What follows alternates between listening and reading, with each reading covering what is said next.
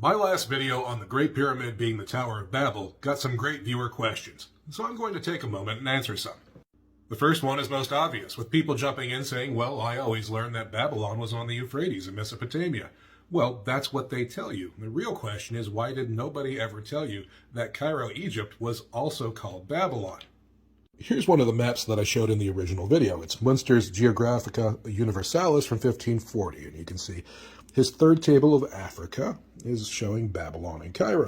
Here's his map of the Middle East from the same book, and we can see that there is an area called Babylonia, but no Babylon as a city, no major cities or settlements there that we can see. The closest one would be Seleucia. So this is what we've got. Babylon in Egypt, and an area called Babylonia in the Middle East.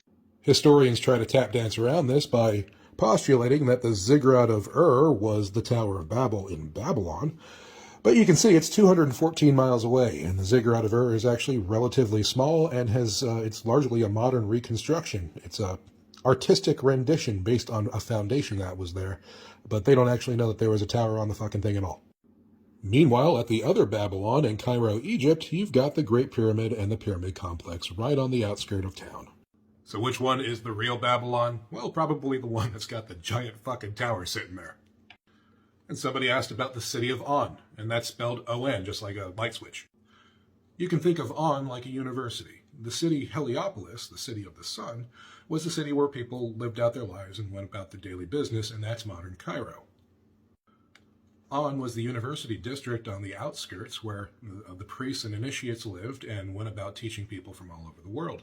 On sat on the opposite side of the river from the Great Pyramid Complex, which was called the Sacred Heights. It's now called the Giza Plateau. On top of that plateau, there was basically a small city that was built there with initiation centers and places to actually do the ritual work. As you went to your ritual, you started in On and you took a bark across the river symbolically, landing at the docks in front of the pyramid, and that would take you up the processional to get to the initiation centers. And it wasn't just that one initiation. It wasn't just the ritual of the twice born. There were many initiations that you would go through as you went through your life's journey that would gradually degree you up the scale, getting used to the other world and the other modes of thought and altered consciousness that you'd be going through. And structures were built to facilitate each of these initiations and encode the knowledge that was necessary for each of them, where you would actually go to those temples and you would study the walls and you would study the inscriptions, and they had descriptions of what you would actually encounter, various portions of yourself you needed to work on in order to successfully go through these initiations. I have an amazing book set here called The Temple of Man by Renee Schwaller de Lubitsch. It's a giant 2-volume encyclopedia set that shows how knowledge was encoded into these temples. On these 2 pages, you can see where the knowledge of esoteric physiology was encoded into the structure of a temple. Here is a diagram of a covered temple. You see the columns and the walls, and overlaid is the physiology of the human head. The inner areas of the temple corresponding with the Holy of Holies and the pineal and the limbic system. These were the areas that were most active during altered states of consciousness, and they encoded the sacred wisdom into their temples to reflect this, that when you rebuilt your Temple of Solomon, you were a completed person, a completed initiate.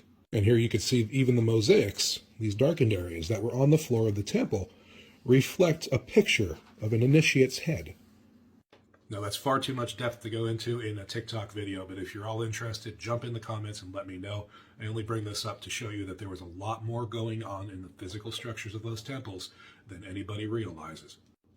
Also, the Vatican was built the same way. They don't want you to know that either, so maybe I'll show you in another video.